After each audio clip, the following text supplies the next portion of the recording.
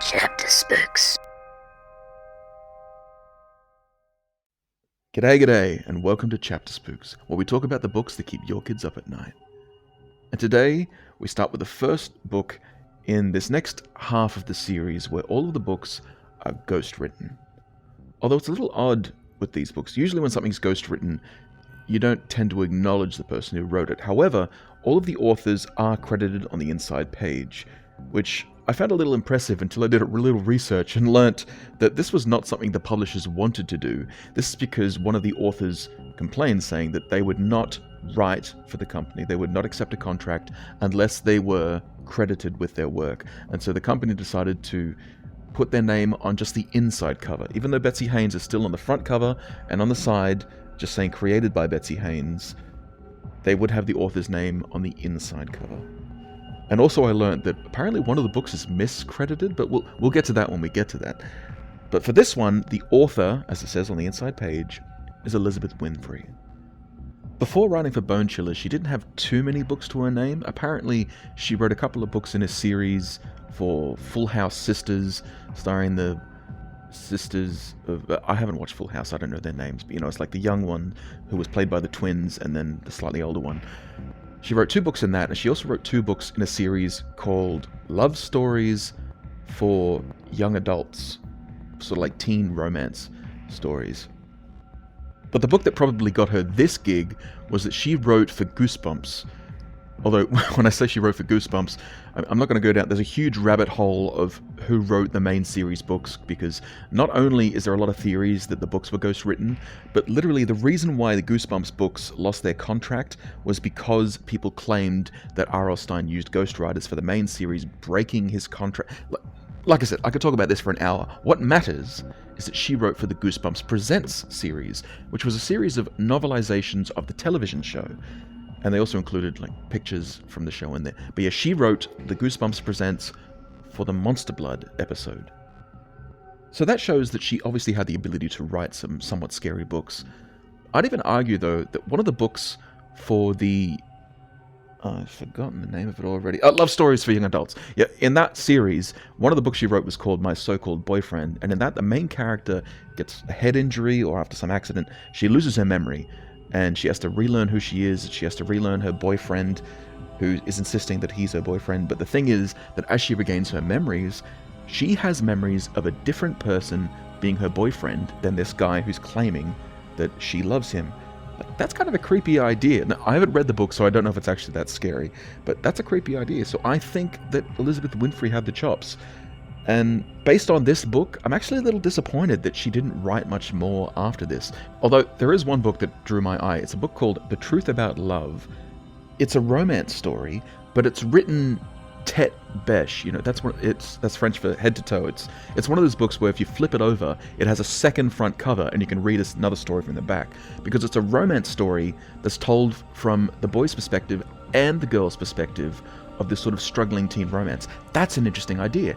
That's cool. I mean, I'm a bit of a fan of ergodic literature, so admittedly, this is kind of my wheelhouse. Even though I don't really like romance, that's a clever idea. A romance from both sides, literally told with both sides of the book.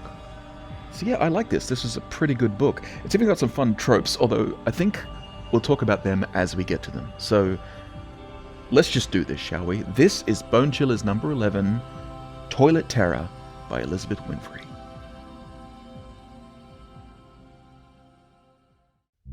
First, we're introduced to our main character, Ellie Volkhausen.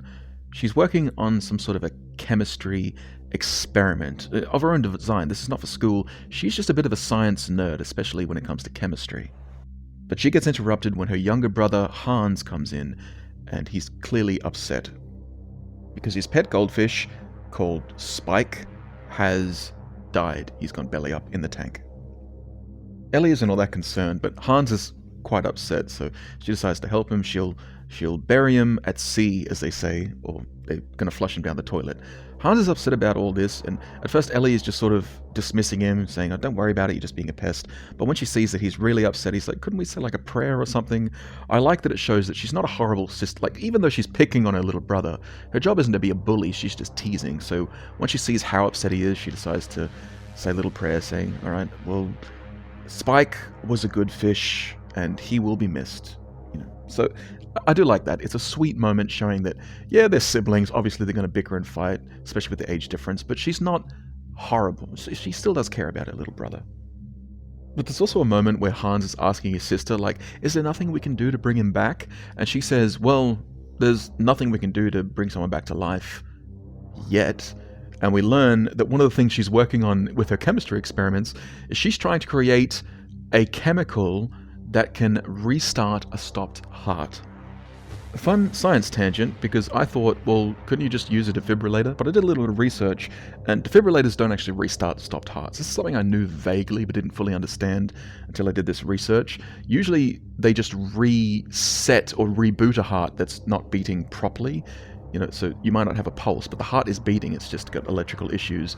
But the way to restart a heart that's stopped, that has asystole, as opposed to just fibrillation, is apparently an injection of epinephrine, which means, I guess, that Ellie's trying to create epinephrine?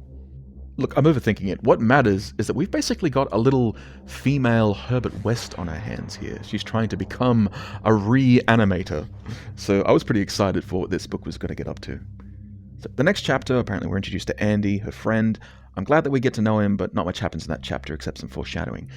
Chapter 3, we skip forward to Ellie eating dinner with her family, and her mum is being weird about the fact that her girl isn't girly enough. She wants her daughter to go out and buy some dresses, and even suggests her taking ballroom dancing lessons.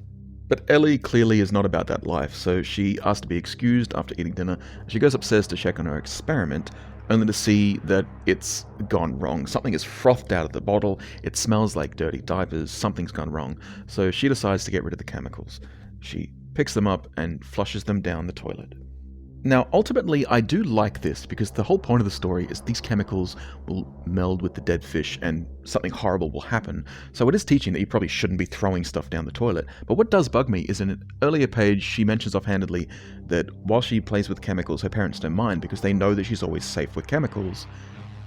And yet she disposes of random, dangerous chemicals down the toilet? That does not seem like safe practice of a chemist to me. But like I said, that's kind of the point of the book. And in fact, as soon as she does this, like for the rest of the night, she hears the pipes knocking a lot. And she tries to ignore it, saying that maybe the pipes are settling, but it's very clear that this is a sign that something bad is happening. We then get a couple of dream chapters. And usually I find this kind of thing annoying, especially when it's like a fake-out dream chapter just for the sake of the scare. But in these, the whole chapter is in italics, showing that it's not real, that it's some kind of a dream sequence. And I appreciate that, it's not trying to trick the reader.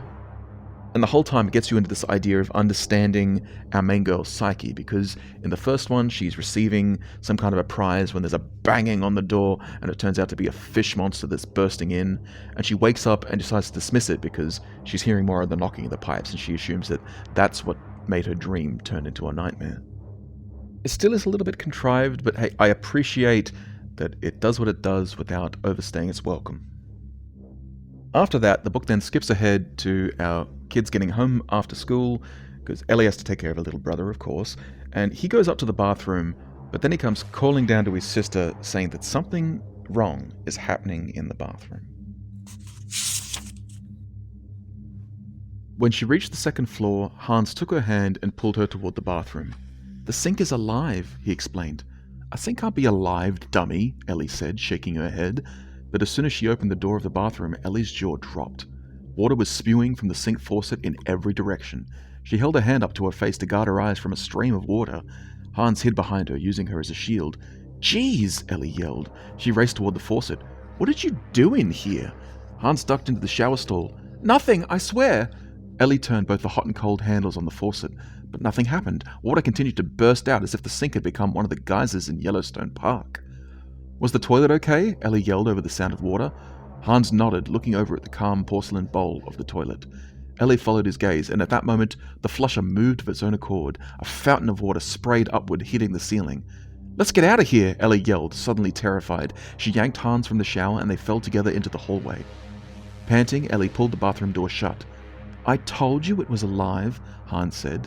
Ellie leaned against the door, breathing rapidly. She had the irrational feeling that she was trapped in a teen horror movie. From inside the bathroom, she could still hear the sound of streams of water hitting the tile. She pressed her ear against the door. You must have done something to the pipes, Hans. He shook his head vigorously. I didn't. Water just started spurting everywhere for no reason. Yep. Well, I guess I'd better call a plumber, Ellie said, trying to hide the trembling in her voice. And Mum and Dad. She remembered the mysterious rumbling of the pipes the day before. Had she somehow caused this disaster with her spoiled chemicals? Shortly after this, all of it stops, and then Hans and Ellie have to clean up the bathroom. But this is our first hint at monster mischief here. I was thinking about it. In retrospect, I don't think it makes a lot of sense that all of the taps can turn on. I don't know exactly how that works. It's almost like the monster here has some kind of a hydrokinesis. It's never explained, but you know what? I'm willing to accept it because it does mean that we get a little bit more build-up of tension before the monster itself is revealed. When Mr. and Mrs. Volkhausen get home, they come in with 2 new goldfish for Hans, which he decides to call Spike 2 and Spike 3. So I don't know why he's calling them Spike. It's kind of funny to me because that's obviously a dog's name. But either way, our girl Ellie decides to tell them what happened in the bathroom. Say, there's something wrong with the bathroom. I'm not sure what it is. So she goes up to show her dad. But it's perfectly normal now. When she turns the taps on and off, they work fine. When she flushes the toilet, nothing happens. So he doesn't understand what she's talking about. He thinks she's just exaggerating. And this is what I'm talking about, sort of that tension of is this real or what's going on? How come it can start and stop like this?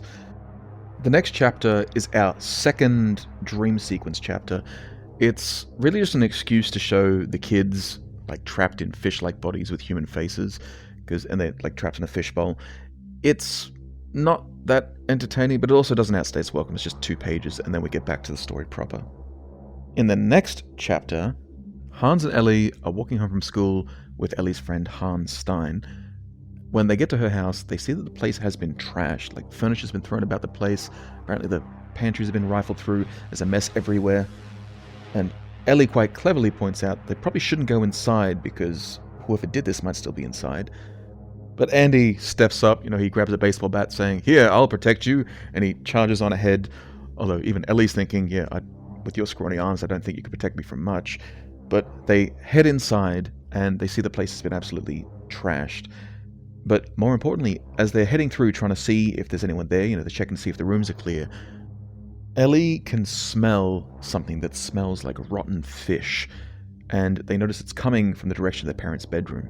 So Ellie and Andy head there, keeping Hans back, trying to protect him, and they head into the master bedroom, and it's completely spotless, which is kind of eerie, after all this mess, but they can still smell that smell from the ensuite. So they head into their parents' bathroom, and that's when they spot it. Andy flung open the door, and Ellie rushed into the bathroom. "Ah! Ah!" she screamed. In the middle of the bathroom, standing in a puddle of water, was the most hideous creature Ellie had ever seen. The thing was tall and thin, a long column of solid muscle. His skin was the color of pond algae and covered with thick, flaky scales. Something that looked like mucus dripped from his body to the floor. At the top of his body was a small head with a huge, sharp-toothed jaw. Worst of all, the monster had glowing red eyes set deeply into his pointed skull. Spike, she thought in disbelief. There was no doubt about it. The thing that ogled at her through shining eyes looked exactly like Hans's dead fish Spike, only bigger.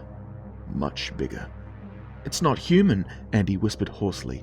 The stick fell uselessly to his side. "Who are you?" Ellie shouted. The creature groaned in response, then made its way forward on legs that looked like overgrown fish fins. Ellie felt Hans come up behind her. He clutched the back of her shirt, and she could tell that her brother was trembling with fright. So was she. "It's Spike," Hans said. He hid his face against Ellie's back. Ellie was paralyzed with fear. Next to her, Andy stood with his mouth open. Suddenly, the creature let out a horrible shriek. Green slime oozed from its puckered mouth and dribbled to the floor. Ellie felt the touch of the monster's rough scales. "I'm going to die," Ellie screamed silently. "We're all going to die." Chapter 9. Ellie squeezed her eyes shut. "This isn't happening. This is a nightmare. This isn't happening." She said the words over and over, hoping against hope that the cold grip of the fish creature would disappear, but when she opened her eyes again, he was still there, staring at her through those same cold fish eyes. "Watch out, Elle!" Hans suddenly yelled. Hans hurled a thick, hardback book through the air. It hit the monster squarely between the eyes. As swiftly as the creature had put his steel grip on Ellie's arm, he now let go. Her legs shaking, Ellie watched in amazement as the monster stretched himself as thin and long as a giant snake. His greenish body looked like a menacing garden hose, and his red eyes appeared even larger. Ellie gasped as the creature poured himself into the round drain of Mr. and Mrs. Volkhausen's sink. His entire body disappeared into the maze of pipes behind the walls. Ellie sank to her knees and took a moment to catch her breath. "Tell me that was all in my imagination," she said to Andy. He shook his head. "I wish I could. Believe me." So we've met our undead fish beast. I also like that they say he can snake himself, like stretch himself thin, and so he can get down the pipes. That's kind of cool. I mean, I personally think there would be creepier ways of getting him through the pipes, but no, that's pretty good. Although I do take issue with one thing. Both Ellie and Hans, when they see this thing, say, "Oh, it's Spike," and Ellie even thinks to herself that he looks exactly like Spike, even though we were just given a description of it saying that it has sharp teeth, red eyes, is covered in dripping mucus, but Spike was a goldfish. Anyway, the kids regroup in the kitchen to sort of talk about what they've seen, and they come to the conclusion that, yeah, this probably is Spike with the chemicals. Although I like that when they say this to Andy, he's like, "That doesn't seem realistic," and Ellie's response is to say, "Do you doubt my scientific ability?" Even though that's not the point, honey, but I do appreciate that you're proud of your work. What does bug me, though, is when they're talking about the fish and Hans is saying, "Oh, well, Spike's not a bad fish, he wouldn't hurt anyone." Our girl then says, No, I saw that creature. He's evil." And look, I get that the monster is meant to be like a predator, it's meant to be dangerous, but evil is incredibly unscientific. For some, it's even like a spiritual term. Who taught this girl science? Dr. Loomis? And look, yeah, that's an issue, it does bug me. But the next scene, we have to talk about this. So this is when Hans then says to them, "Okay, so what do we do? Do we have to tell Dad, get him to kill the monster?" But Andy says, no, we can't tell your parents, they won't understand. And Ellie agrees with him, saying, no, we can't tell Mum and Dad. Okay, we need to talk about this. So, I know that Elizabeth Winfrey's intent wasn't the negative aspect of this that we're going to talk about, because this is a fun trope. Having kids do an adventure on their own is fun. I remember when I was a kid, that was my favorite kind of story, because it showed that kids could do it on their own. It showed that you could be a hero. So you'll find it's very common, especially in these kids' adventure-type movies, to get rid of the parents in some way. Maybe they get locked away by the monster, maybe the parents are the monsters, or maybe the monsters are deliberately hiding all evidence that they exist from the parents so that they can prey on the children. That's a great scary idea for a horror story. But in this story, they choose to say, "Oh no, we can't tell the parents at all because they just won't get it." And I hate that because it's perpetuating a dangerous lesson for children. In fact, fun fact, a good example of this was from Sesame Street. You may not know this because, I don't know how old you are, but in the original seasons of Sesame Street, when they first introduced Snuffleupagus, the character was only appearing to Big Bird. He was the only person who could see him, and whilst he was a good friend of his, whenever Big Bird tried to tell the adults on Sesame Street, they thought it was just his imaginary friend. But child psychologists and the people organizing Sesame Street's curriculum, which, yeah, Sesame Street has a curriculum, it has teachers organizing this stuff for kids, they said that this was a terrible lesson to teach children because there was a risk that children in the real world, dealing with stuff that they couldn't quite explain, that was a little bit strange, if they felt like they couldn't tell parents about it, that would be dangerous because one of the things that children can experience is child abuse. And they were worried that they were teaching children that if you're abused, then you can't tell parents because they won't believe you. And for that reason, the writers wrote an episode specifically where Snuffleupagus is revealed to all the parents after Big Bird says that this is real, and he gets vindicated for his beliefs and for sharing it with the parents. In retrospect, that's not really a fun fact because it's dealing with child abuse. But the point is that this story is, unfortunately, doing the same thing. It's teaching children you can't tell parents when you're in danger if you don't think they'll believe you. And as we'll learn later in this story, this fish is literally trying to kill them. It is invading their home. And after this scene, the kids will clean up the mess so that their parents don't know about what's going on with them. This is a terrible thing to be teaching children. But as I said earlier, there's more than one way to do this trope, to get rid of the parents from the adventure without teaching kids that parents will not believe you when you need help. So, back to the story. Like I said, they clean up the mess before their parents get home. In the next chapter, they're getting ready for dinner. Like, apparently their parents aren't home. I guess they're out late because Ellie's putting some frozen lasagna into the oven. When Andy is reading the phone book, the yellow pages, and he finds an ad for a plumber. And I really enjoyed it. So the ad for the plumber actually reads, "Everything plumbing. Larry Lobo will clean your pipes no matter what is stopping them up. We specialize in monsters, ghosts, and other creatures of the supernatural sort. Call now, 555-3293. So of course the kids call the number, and Larry answers the phone, and they're explaining they got something weird in the pipes, and he cuts to the chase saying, so what is this, some kind of a monster, some kind of a ghost, unidentified creature? And when the kids say that it's some sort of a fish monster, he's like, yeah, fish monster, that's my specialty. I really like the Larry Lobo character. He really gives me the same vibe as those other weirdly competent tradesmen from other movies. He really reminds me of Bill Tanner from House 2. He's an electrician, but he has a sword for those cases where, oh yeah, I've seen a case like this before. You're broken into another dimension. I love the idea of these weirdly competent characters. It's like they're the protagonists of their own story that they're living out, but they've just snuck into this one just to help the plot along just a little bit. There's also Caesar, the exterminator, played by Christopher Walken in Mouse Hunt, or perhaps Ray Cameron, the detective from Night of the Creeps. They're fully formed characters, often played by a good character actor, and they steal every scene they're in because they're this fully formed, fascinating, little, dense point of characterization. It's really fun, a fun trope, and I'm glad that it's in this book. So after, checking his schedule, seeing if I can fit you in, he says he's going to be there tomorrow afternoon. And he says to them, okay, so when I get there, make sure you've got a hard hat, nose plugs, rubber gloves, rubber boots, and flashlights for everyone involved. Because he's not just planning on fixing this on his own, he wants the kids to help him defeat this monster. Because, of course, it's a kid's adventure thing, right? So the next day, Larry shows up, and he's described as, wearing a big neon purple jumpsuit, having really thick glasses on, and also he has a big round pot belly. The kids explain where Spike came from, the whole thing with the chemicals, and he then explains to them what the plan's going to be. So they have to go underground into the sewers, and they're going to have to see if they can hunt him down, try to find his lair, because it's going to be underground in the sewers somewhere. But then, like I said, I like this character, so I'm a bit annoyed that then, after he said his plan, he then apparently turns his head and smacks face first into an open kitchen cupboard, breaking his glasses, and so the lenses pop out, and as he's staggering around, he steps on the lens and crushes it on a foot, totally making him blind now.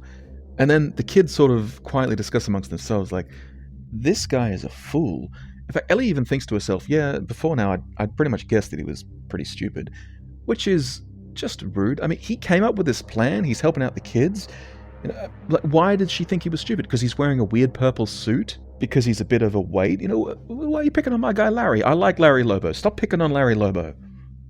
But in the next chapter, the kids are preparing to leave Hans at home, because even though he wanted to fight the monsters, as Larry says, he's much too young to be going down into the sewers. So Ellie makes sure that he's safe at home. She locks the doors, makes sure he's all secure, tells him not to play with any fire, not to go towards the bathrooms or anything like that.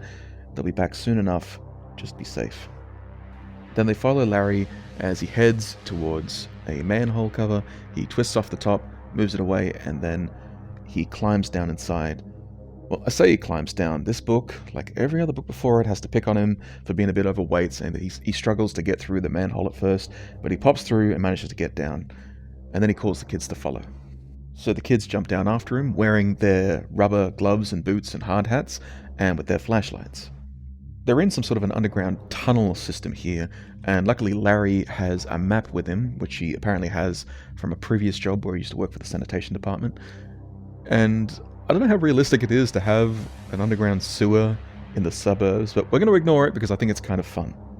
So they're heading down the tunnels, and both Andy and Ellie have turned off their flashlights to save power, and they're following Lobo as he's heading down the tunnels.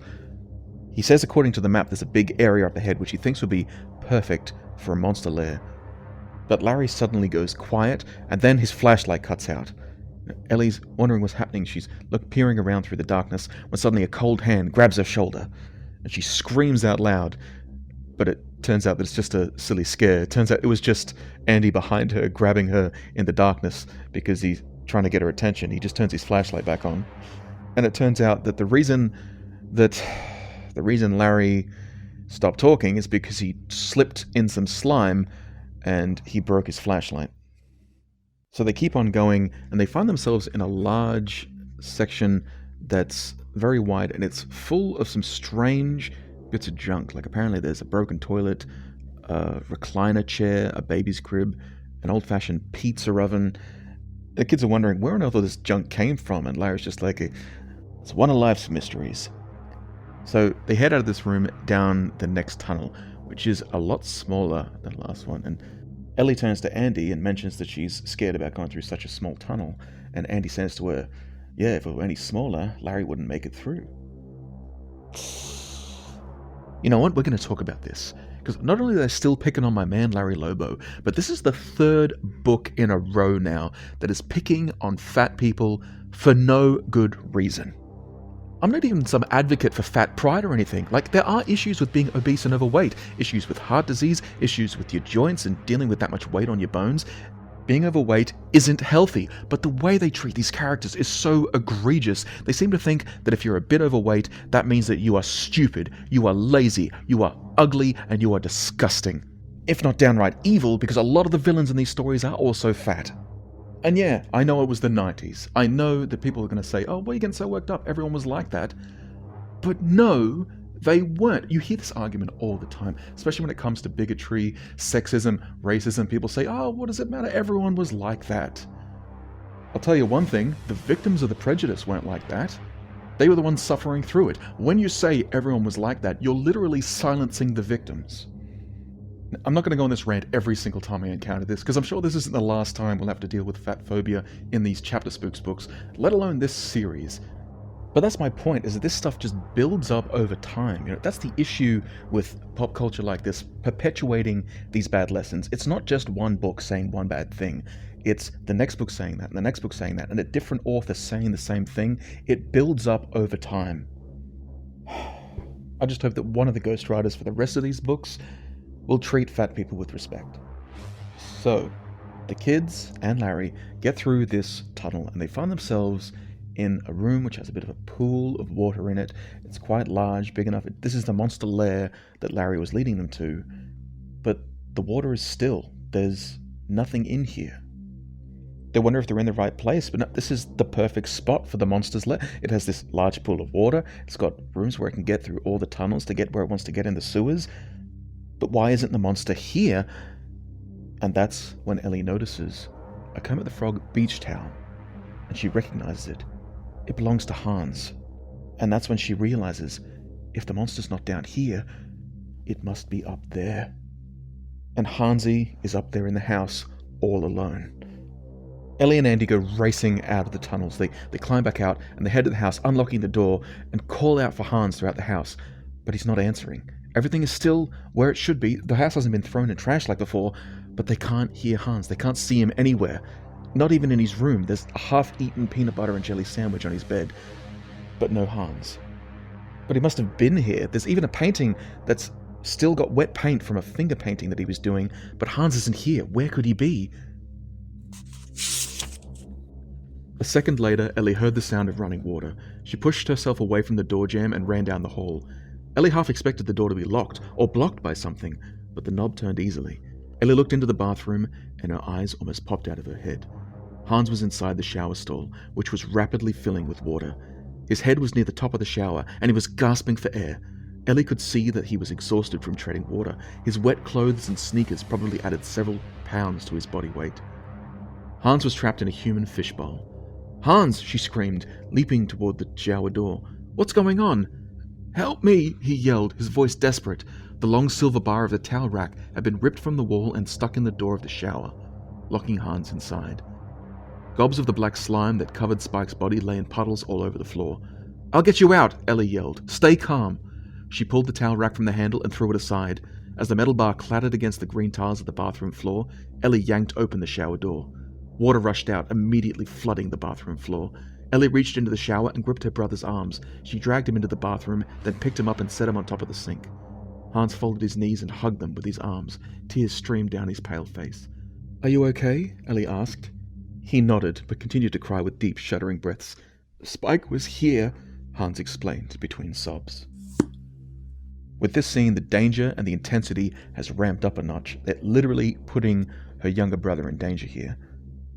But one thing does bug me, and that's that they start filling up the shower cubicle just by locking the door with a metal bar, even though that's not how showers work. The water would still drain. It's not the most important thing. It's still a scary scene, but it bugs me because you could so easily fix it. They've already established that this fish is covered in goopy gooey slime mucus stuff. Like, what if you just smeared that slime over the plug hole in the shower, and that's what made it plug up? That would make more sense. I'm not saying that's the only way to improve this scene, but I'm just showing that it can be done. But the kids manage to stop the water flowing. They have to get like a wrench to fix the taps because they've been wrenched so far around that they're stuck. But I like there's a cute little character moment here where Hans is explaining that he was finger painting, he was just washing his hands, and then the monster snuck up behind him. And Andy says to him that if a monster had leaped out at him from behind a doorway, he'd have had a heart attack. So he says, Hans must be a pretty brave kid. I like that, that's a cute moment. But the kids also discuss that clearly this is a sign that Spike is going after them specifically, so they really need to up their game. They also reckon that Larry's just a crazy old man, that he's no help, and I mean, I don't really think that's fair, but whatever. But Ellie gets out a pen and paper and says they need to come up with some ideas on how to stop this monster before it stops them. But no one can come up with anything. After a while, all they can come up with is Hans says that maybe they should make something to eat because he's hungry. So Andy gets something for him to eat, and Ellie says that she wants to go for a swim because hopefully that will help her think. So she goes out for a dive in the family's swimming pool when, what do you think happens? Of course she gets attacked by the monster. And when it attacks, of course she thinks to herself, oh, I didn't even realize that the pool drain must go to the same sewer system as the house drain. I still think it's a little bit contrived. But contrived or not, Ellie is in mortal danger. This is the creature's element, and so it has the upper hand. She tries to kick it, she tries to push away, but every time it quickly darts through the water, grabs her, and pulls her under. It's not just trying to rip and tear her to shreds, no, it's grabbing her and holding her under the water. She is straining against her lungs because she can't get any air. Just as this chapter is about to end, she finally lets out the last load of air in her lungs, and she thinks that she's going to die. But the boys inside must have seen. She sees the pool skimmer dipping under the water. It's enough to distract the creature. She gets loose and she jumps up for her breath. She grabs onto the pole and both Andy and Hans together yank her out of the pool, dropping her onto the grass. She thanks the boys, giving her brother a hug, and Andy says that he's glad that she's okay. And I don't know if it's just because Elizabeth Winfrey usually writes romance, but she adds a little moment saying that Ellie is feeling a little shy, being so vulnerable around Andy and knowing that he cares about her. It's well written and all, it's just that after learning that Elizabeth Winfrey wrote an awful lot of romance stories, I look back on this thinking, oh yeah, I see what you're doing there. But the scene isn't over, because whilst Spike did disappear during that little interlude, he comes right back up. Ellie saw Spike's body beginning to slither out of the pool. He hadn't gone down the drain after all. He'd just been waiting for the right moment to attack again. Ellie's exhaustion drained away as she jumped to her feet and grabbed the long silver pole of the pool strainer. "I've had enough of this," Ellie shouted to Hans and Andy. "I'm getting him now!" Before either boy could try to stop her, Ellie charged toward the side of the pool. Her fear had been replaced by deep, burning anger. She felt as strong as 12 Olympic athletes as she approached the monster and his beady red eyes. When Ellie was just a foot away, the monster turned his head and flicked his tongue in the direction of Hans. Putting every ounce of her weight behind the pole, Ellie stabbed Spike in the middle of his green, slime-covered body. The monster's head immediately rolled to one side, and a thick, black ooze spurted from inside his stomach. Ellie covered her mouth with one hand, resisting the urge to throw up. Slime continued to pour out from the monster, who was now moaning and groaning with pain. Ellie watched fascinated as Spike sank to the bottom of the pool. A cloud of stench rose up around him, and Ellie gasped. "Come look," she called to Hans and Andy. They ran to her side, eyes widening at the sight of the dying monster. All three stood silently as they watched Spike's motionless body float toward the drain of the pool. His thin body slowly disappeared down the pipes. Forever. Now, don't go getting your hopes up just yet, because there are still 9 chapters left in this book. It's not over yet. But before we move on, I have to point out, in the previous scene, the kids were trying to brainstorm a way to stop this monster, and not any of them could come up with the idea, run at it and stab it with a big stick, even though apparently it was super effective. When their parents get home, apparently because they, killed a monster in the pool and it went down the drain, apparently there's a horrible smell in the pool. I think there might even be like murky water or something. But the point is, Mr. Volkhausen says to the kids, "What have you kids been doing in the pool? Like, have you been messing around with it?" They both lie and say that they haven't been near it at all. But then Mrs. Volkhausen starts going on about how they shouldn't be in it. Even Ellie shouldn't be in there because they need adult supervision. And for some reason, Ellie decides that the only way to distract them from this line of questioning is to say that she's changed her mind and she wants to take those dancing lessons her mum was talking about. And this does a great job. It distracts them both because they both start praising and saying, "Oh yeah, it'll be great. You'll be a great ballroom dancer." And now she's regretting that. But at least she kept the secret, right? The next day after school, Ellie is walking Hans home, and he still seems a little bit skittish about going to their house, because they were attacked by a monster in there, and he wants to go hang out with Andy, but apparently they can't because he's getting his braces tightened at the orthodontist. But they get home, and they start doing some laundry. And like a lot of Americans, they have their laundry in the basement. Hans, being a little kid, insists that she goes first because, he's scared of the basement. But they both head down, they start sorting the laundry, but as they turn on the machine and they're getting ready to put the clothes in, Ellie realizes that they don't have enough detergent. The box is basically empty, so she has to go upstairs. And I hope you see where I'm going with all this, because obviously, like I said, there's 9 chapters left in this book. So as I was reading this, I'm like, I know that the monster's going to attack. Like, I don't know if they're trying to pretend that things are going back to normal or whatever, but I know that they're setting this up, because obviously she goes upstairs, gets the detergent, and then she hears her brother screaming from downstairs. And so she runs downstairs and she sees that the monster has him trapped. It's a pretty intense scene because he's got her brother and he's trapped in the washing machine, like it's holding him there to drown him. But the way it's holding him, I can't believe this literally is the meme, that meme that if I had $1 for every time this happened, I would have $2, but it's still weird that it happened twice. And this is the second time in a Bonechillers book that a monster has inexplicably had tentacles. But we saw the monster earlier. They described the monster. It did not have tentacles. And what makes it even worse, it's literally the same thing. Last time, they had them use tentacles even though they could use their mouthpieces, which is scarier. In this book, what makes more sense to me, and I think would be scarier, is that a washing machine has a lid. They describe it as a top-loader washing machine, and to me that would be scarier if, rather than seeing her brother get pushed under with tentacles, if they just see the monster holding the lid down and hear her brother screaming. Especially since it then lets him go as soon as she goes downstairs towards it, which makes no sense if it's using tentacles, but would make sense if its arms aren't long enough to hold. You see what I'm saying here? It's a silly little thing that makes the book worse for no reason and could easily be fixed. But even so, she gets downstairs and she starts fighting the monster. She's got a broom which she wants to attack him with, but Spike has seen this before. He's ready for it. As soon as she swings it at him, he grabs it and he bites it in his jaws, snapping the broom, turning it into splinters. It's completely useless now. She's trying to run away. It has her against the wall. It leaps at her, but her brother crawls out at the last second, like, "Oh, Duck, it's coming at you!" So she gets out of the way and has to run on hands and knees down through the basement floor, which is being flooded, by the way, because the washing machine's still spilling water out.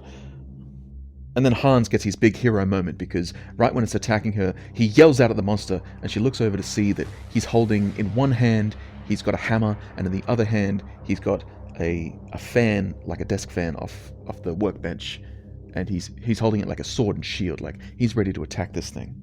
The fan's a bit heavy for little Hans because it's a pretty big, it's like made for a workshop. It's a big fan, and so Ellie goes to help him hold it up. And that's what she sees, that the monster is recoiling at this thing.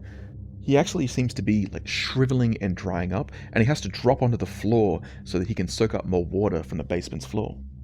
This gives Ellie and Hans the chance to race out of the basement, but when they get to the top, they plug the fan back in and they point it at the door. So as the fish monster reaches up for them, they point it at him and he starts shriveling and shrinking once again. So he flees back into the basement and the kids lock the door behind him. And the kids are determined now. They've figured out a way to stop the monster, so now all they need is a plan. So here's what the kids come up with. They call back Larry Lobo, although unfortunately it's just because they want him to be a plumber. They'd get him to turn the water off, at the main valve. That way the monster can't use the water against them to try to drown them or flood the bathroom. Then they get Hans to wait in the bathtub as bait for the monster. Meanwhile, Ellie and Andy will be waiting with weapons at the ready. And what weapons are they? Battery-operated hairdryers. But apparently these are special hairdryers because they were invented by Ellie herself. She made them specifically so that they could be battery-operated but also run high and on turbo for a long time. Which, we'll talk about this at the end. But they got 3 of these things, so each of the kids takes one. And Hans sits in the bathtub with a snorkel just in case he tries any of that water nonsense. Then Larry Lobo switches off the main valve, and Hans waits in the tub, waiting for the monster to attack. And eventually he does. He comes bursting out of the pipes to attack him. So the kids start by blasting him with the hairdryers to try to dry him out a little bit. But then Ellie and Andy switch off their hairdryers and leave it up to Hans so that he can scare him away from the tap, because they're trying to get him away from the pipes, away from the drains. So once the monster comes running out of the bathroom, it's on. They get the hairdryers going once again, and they start attacking. The monster starts flailing. I think there's a bit where he attacks them with some tentacles, because apparently he has tentacles now. But what's important is that he attacks them, at some points he knocks the hairdryer out of Ellie's hands, but she ends up grabbing the one that belongs to Hans, and she grabs that and she chases him down, and the monster is crawling through the house. It's just trying to get to a sink somewhere, and so it's heading towards the ensuite. And so Andy has to leap over the creature and run ahead and grab the master bedroom door and slam it shut, and then they just start cooking it with these hairdryers until it crumbles and turns to nothing but smelly flakes of fish scales and some sharp teeth. And we end with a cute chapter where Ellie goes to dance lessons, and she's not really a big fan of it, but she's gone there with Andy. And as they're leaving, they both think that they'd have a lot more fun doing kickboxing lessons. I don't think that's the actual last chapter. The actual last chapter is that also, we mentioned in an earlier chapter that Spike 2, one of the other fish that Hans got, ended up going belly up as well, and the mother ended up flushing it, and she also flushed some more chemicals, so, the implication is that, oh no, there's going to be another fish monster. And as they see Larry Lobo's truck pull out the front of the house, they think, oh well, Spike 2 must be back from the dead. The end. So, the ending kind of sucked at the very end there. I don't know if this was Elizabeth Winfrey's attempt to get them to bring her back, to write for Bonechillers again by saying, oh, there's a sequel, bring me back for the sequel. And if that was her intent, yeah, sure, I respect the hustle, but at the same time, this book just kept going and going. And look, it wasn't a bad book. I still enjoyed it a fair bit, but I thought this book ended 5 times. The first time when she ran at it with a stick and stabbed it, there was sort of a sort of fake out ending, but still it's okay, that felt like a bit of an ending. And then when the monster came back and attacked them, that's kind of oh, the monster has returned, sort of the second wind of the monster. That's a common trope. I thought that was the ending, but then it escaped again, and then the third ending was oh, we've got ourselves a plan. We know how it's going to end. We're going to do this big plan. And then they did that, and then the book kept going, okay, fine. And then there was that sort of a sweet ending, because they then went and had the dance lesson. I'm okay, this is sort of the sweet end cap ending. But then they added on a 5th sort of ending feeling scene with the whole, oh, there's going to be another monster. Yeah, some of this might just be me reading into the scenes too much, but it felt like this book just didn't know when or how to end. Especially since the ending of the book was basically, oh, this is going to happen again, meaning the story technically isn't even over. Oh, I don't know. I think it bears pointing out, obviously it's a different author, so I'm not blaming the books for being too similar, but you do realize that the ending to this book, the solution to the monster, is the same in this book as it was in the last book. Dry it out. And maybe it is just because I read these books back to back, but I also noticed that these books seem to have trouble when it comes to kids, coming up with a plan, coming up with some way to stop the monster. In this book, they just stare at each other and don't come up with anything, and one of them decides to take a swim. And like in the prior book, they were trying to find some way by looking up the definition of the word snot and slime in the dictionary. Hey, don't get me wrong, I'm a word nerd. I like the dictionary, but it's definitely not the first reference book I pick up when I'm trying to figure out how to kill a monster. But speaking of that scene, when Ellie goes swimming, I was thinking about it, and in my opinion, one of the ways you could have improved this book is if you took that scene and put it before the scene where they call Larry Lobo. So they realize there's a monster, they're not sure how to deal with it, they're in the kitchen talking, and they're not sure what to do. So what if, instead of calling Larry Lobo first things first, instead she decides to go for a swim and have a think about it, and that's when the monster attacks her, and we have that whole big scene and the boys have to save her. I think that makes more sense then, because, first of all, I think if you're building up the tension, it makes more sense to be attacked yourself, and then for a vulnerable family member to be attacked. So I think it makes more sense to have that happen before the monster's trying to drown her. It tries to kill her, then it tries to kill him. But also, this is before they realize the monster's trying to attack them all and murder them all, basically. So it makes more sense to me that she would risk swimming in the pool, not realizing that it will come out of the drain specifically to go after her.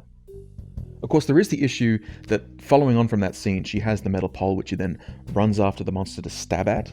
But I think that you could solve that pretty simply, because if you put that scene before the Lobo scene, then you could have the scene with Lobo, they go down into the sewers, and then they go into the house, and they go to save his brother. I don't know if you noticed this, possibly because, I'm summarizing the book, you might think I missed it, but Larry just seems to disappear. As soon as they're in the sewers, and they go, oh no, my brother's still upstairs, both Andy and Ellie run out of the sewers and into the house, and then Larry Lobo disappears until they bring him back for the conclusion.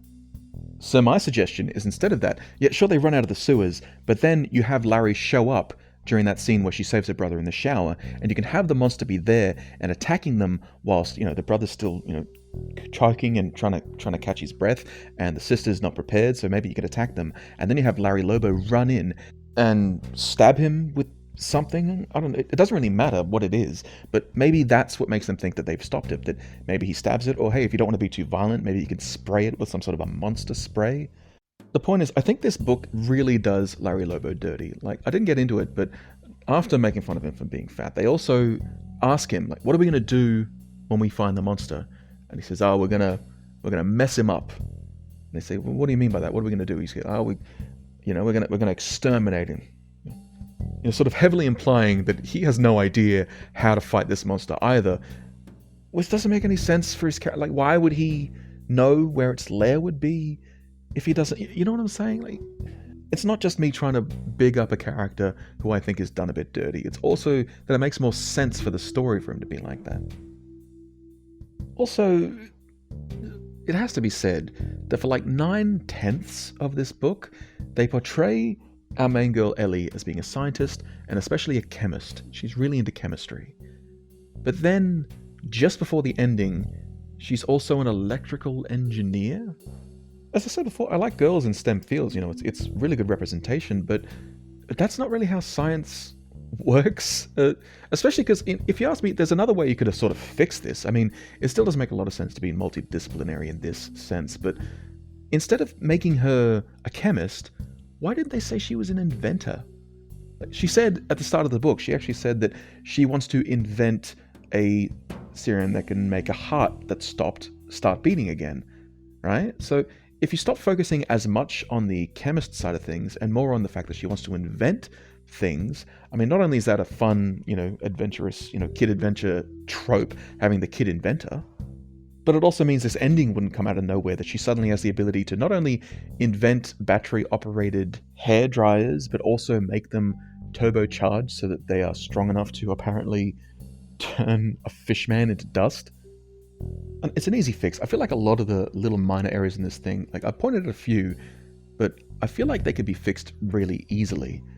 But you know what, whilst I'm nitpicking a lot of the little things, there's actually an awful lot in this book that I really like. Obviously, Elizabeth Winfrey was writing teenage romance and drama for a reason. She's really good at some of this character stuff. My favorite moments in this book are the moments between Ellie and Hans, or between Ellie and Andy, or even Andy and Hans, sort of the kids interacting, and you see their personalities. You see how, obviously, Ellie finds her brother annoying, he's a bit of a brat, bit of a pest, but also she really cares about him. Ellie really gets along well with Andy, even though, he's not the strongest boy in school, but they sort of have this sort of budding romance thing going on. It's cute, it works. And I do enjoy these tropes, I like that we've got a main character who's a bit of a mad scientist thing. I like the whole creature from the Black Lagoon, like we got a fish monster, but it's also undead because of the whole chemical thing. I like that we got sort of a kid adventure thing going on. I like the whole Larry Lobo thing, despite the whole picking on him for being stupid and fat. I like the character dynamics, I like the action. Overall, I like this book. I'm choosing to grade this a B-. It's pretty good, not too bad. I think what would have given it a little bit higher of a score is if I felt like there was a bit more meaning and theming behind the story. And maybe some of that's because I'm a theme guy, but ultimately this was a series of unfortunate things that happened to these characters. But I don't know if there was much to learn from it, except for those peripheral little things that I was talking about, some of the good and bad lessons that are in there. I've said it before, a book takes a while to read. Like, it only takes me about an hour, might take a kid longer, but if you're going to take up more than an hour of a kid's time, you should let them come out of that having learned something, having something they can take away and bring with them for the rest of their life. But as it is, this book was entertaining enough that I'm looking forward to reading more of these ghostwritten books.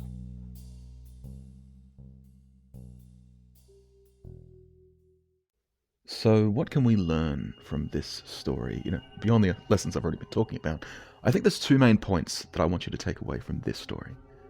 The first point is that I want you to be aware of acceptable targets, quote unquote. So that's the name of this trope, whereby characters in a story sometimes will be the victims of something. It could be suffering, it could even just be ridicule, so characters that it's okay to make fun of and mock.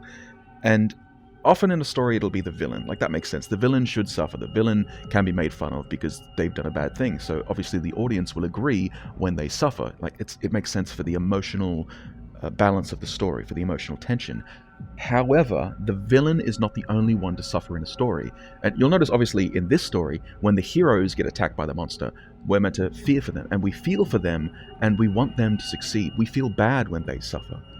And so in order to maintain this balance of emotional tension, when you're making a joke at someone's expense, obviously you don't want to feel bad for someone who's suffering when they're being made fun of. And this story brings that to the head with things like Larry Lobo, who's a good character, but he's meant to be a quote-unquote comedy sidekick type character who we're laughing at because he's fat, because he's stupid. The reason we're supposed to laugh at him is because being fat and being stupid is seen as being an acceptable target, in this case of ridicule. But it can go even further, like especially if you look at horror movies, especially 1980s horror movies. A lot of characters who are in slasher movies, because a lot of the characters have to die anyway, they usually make the first few victims people who've had sex or people who've done drugs or who've been drinking. And the idea is that it feels more acceptable in the audience's mind for them to suffer because they're being unusually promiscuous, because they're drinking, because they're doing drugs, because they're doing something that they consider more sinful or immoral than the other characters. And the point is that looking back on that, it's actually kind of gross that we're making someone suffer because they're more promiscuous. And a lot of people, I'm an Australian, a lot of people drink, and yet we're picking on teenagers for drinking, even though they're in a culture that teaches them that when you're in a social situation, you drink. Like, it's concerning that we think they deserve their quote-unquote punishment. But I want you to be aware of this when you're writing your story. Look at the people in your story who suffer and ask yourself, should we be empathizing with this character? And why not? Because there is a lot of risk that if you're just picking on a character because you think it's funny, or you're writing a character who's a villain and you're trying to make them seem more evil, make sure that you're not putting in some dangerous ideas. Like, even though I think the easy way to do an acceptable target is to have a villain or a criminal, at the same time, there's also risks. Like, a lot of criminals, we portray them as being criminals because they're quote-unquote crazy, when mental illness doesn't work like that. So, obviously, you need to look at your own morality and judge it. I'm not going to tell you what's right or wrong, because that's a whole discussion of ethics that I'm not prepared to get into in the last few minutes of this podcast. But the point is, pay attention, be aware, and try to make sure that you are portraying the message that you want to be portraying. But the second point, I've actually talked about this before, the idea, I think a story should have some kind of a meaning, some kind of a message. It doesn't necessarily have to be a moral, it could just be an idea that you want the audience to think about, but it should have something there.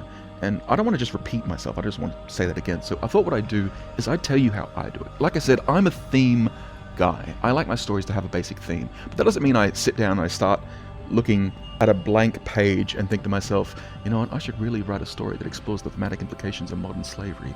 Like, you know what I mean? Like that's not how it works. I usually come up with a cool idea like, oh man, I want to write a frog monster that can fly or something like that. And then I come up with the theme after the fact. So the way that I do that, and the way that I encourage people to do this, if you want to try exploring the ideas of themes or even quote-unquote morals, I don't think it has to be morals or meaning, but the point is, look at your idea. Right? Look at a simple idea, whatever the idea is. Like in this story, it's the idea, what if this is about a fish monster that came out of the toilet? Right? And what you need to do, and this is very easy to do, it's a bit of fun, a little bit of a brainstorm. You look at the idea and think, okay, why do I think this is cool? Seriously, that's the question. Why is this an interesting idea? Why do I think that's so cool? And to me, the idea of a fish monster coming out of the toilet, the reason why I think that's very cool and why that's a scary idea is because you're taking a horrendous monster and you're making it appear in the middle of a house, a place of safety, a safe haven, and it's invading with this creature. Now, obviously, there are some implications there. You could say maybe there's a whole thing about xenophobia and things coming that are alien from outside, or you could do something about the idea of nature invading an unnatural place, you know, an artificial place of safety, a safe haven. So there's a couple of different ideas there. Or hey, if that doesn't help you, what about the other question, like, why fish monster? Why does that seem cool? And to me, the reason why a fish monster is a cool monster is because fish don't, quote-unquote, belong on the surface, you know, they belong underwater. So the fact that they are invading here on the land is an interesting question. Like, what are they doing here? Why would a fish deliberately leave the water to come here? And to me, so we've already got the idea of invading, you know, your space, but also I think there's sort of a theme there, especially because she was dumping chemicals into the toilet. To me, that brings up this whole idea of maybe the reason why they are, quote-unquote, invading here is revenge because we've been invading their space. We've been polluting oceans. We've been destroying stuff. So there's an interesting theme there of maybe they're fighting back. They're getting revenge. And so in the end of this story, maybe the solution isn't just killing the monster. Maybe it's realizing that you have to stop destroying someone else's land and then being shocked when they decide to come back and get revenge. And look, whether you're a theme person or not, whether you're that kind of a writer, it doesn't matter, because either way, this is my favorite kind of story development, because even though it's kind of like a form of research, it doesn't require any study. It's all self-reflection. You just take an idea that you think is cool, that you think would be a cool story, and you develop it by asking you the question, why do I think this would make a good story? You start breaking it down. Like, what if there was a train that could go through space? Why is that cool? Well, I like the idea of trains and travel being a secure location that can move, and so it's a location you can be in that's also moving to a different location. That's an interesting idea. Or what if you just really like the idea of a story about a talking dog? Like, okay, why is that interesting? It's because dogs don't usually talk, and even though they're friends of yours, and so it's the idea of getting to explore a mind that's alien to the human mind. Like, that's an interesting idea. You see what I mean? Like, all this is it's developing a story by taking the bits of it that you think are awesome, that you think need to be in a story because they're so cool, and making that the point of the story. I think that means that you can also develop a theme from it, but for some writers, all that means is that you're making the story basically take the reader and say, look at this awesome idea. Isn't it awesome? I think it's awesome. This is why it's so awesome. Look at this amazing idea. You don't need to be into cool story themes to do that. You just need to have a cool idea that you want to share. But hey, if you thought this was scary, just wait to see what I've got in store for you next time.